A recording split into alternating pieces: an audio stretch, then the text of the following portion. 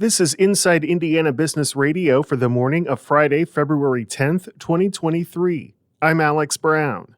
The Indiana Next Generation Manufacturing Competitiveness Center, or INMAC, is partnering with Ivy Tech Community College Lafayette to launch an initiative creating a high school to career pathway for students in Montgomery and Boone counties. The Industrial Career Academy is designed to connect students with industry partners to help them not only get skills training and work experience in the manufacturing industry, but help them make informed choices upon graduation. Really, we strive to align our high school curriculum with the next level program of study that fits those industry needs. So as part of that process, we do an assessment, and then we start to look at the overall collaboration and who needs to be at the table. INMAC's Lisa Deck says the 2-year program will open this fall to high school juniors and seniors in the Crawfordsville, North Montgomery, Southmont, and Western Boone school districts.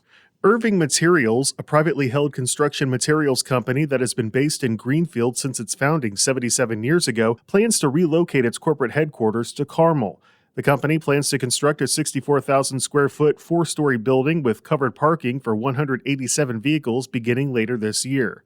A future second office building would be constructed elsewhere on the now vacant 19-acre property south of the Car Auction Services headquarters. The company said it employs Hoosiers in 86 of Indiana's 92 counties, but it declined to say how many of those employees work in Greenfield or how many would be shifted to Carmel. Lawrence-based Best Equipment Company plans to spend nearly $10 million to build a 35,000 square foot headquarters in Noblesville, the city announced yesterday. The facility will be built on about 12 acres, and Best Equipment, a family-owned business founded in 1917, expects to employ 40 people.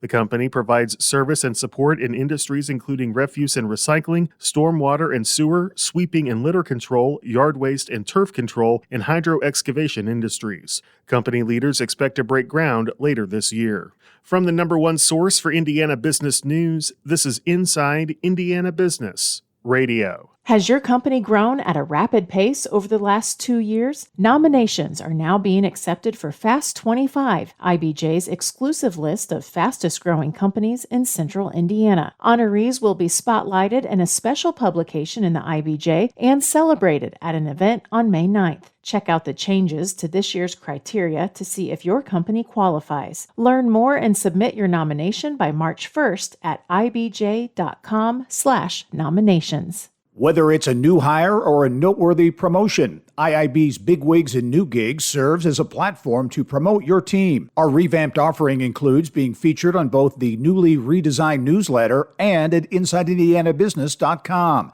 Subscribers to the Business News subscription save $10 off every listing. Plus, you can save $100 by bundling your submission to IIB with the Indianapolis Business Journal or the Indiana Lawyer. More at InsideIndianaBusiness.com. The executive director of the Terre Haute Regional Airport this week announced his plans to retire. Jeff Hauser says he plans to retire by the end of the year, and he told our partners at WTWO-TV in Terre Haute his reason for announcing the move so early is so that the airport board has time to search for a new director. I hope to leave it in good shape for whoever takes over, but I see nothing but growth in the future. And again, that's just related to Terre Haute in general. They've done so much downtown and the east side now, the way that it's growing, and I don't think it's going to slow down. So that's just only going to help the airport. Hauser reflected on his time in the position, saying almost every building at the airport has been rehabilitated during his time in the role, and takeoffs and landings have increased almost every year. He says the airport generates about $274 million for the economy each year. Fort Wayne-based Interstate Cold Storage is celebrating a milestone in 2023. The refrigerated warehouse company will mark 50 years in business this year, going from a one-warehouse operation to having 5 locations in Indiana and Ohio with more than 100 employees. ICS was founded in 1973 by Vincent Tippmann and started with 7 workers. The company now operates 2 warehouse facilities in Fort Wayne, 2 in Columbus, Ohio, and another in the northwestern Ohio city of Napoleon. Heading into its 50th year, ICS boasted an 18% year-over-year increase in revenue in 2022. A spokesperson for ICS tells Inside Indiana Business the company is planning an addition in Fort Wayne within the next 2 years, but specific details were not provided. The Business and Beyond podcast with Gary Dick remains on hiatus as we prepare for Season 3, but you can go back and listen to past episodes with notable names in Indiana such as Mario Andretti, Angelo Pizzo, and media personalities Mark Patrick and Bob Kavoyan. Available now from your favorite podcast provider. I'm Alex Brown for Inside Indiana Business Radio On Demand.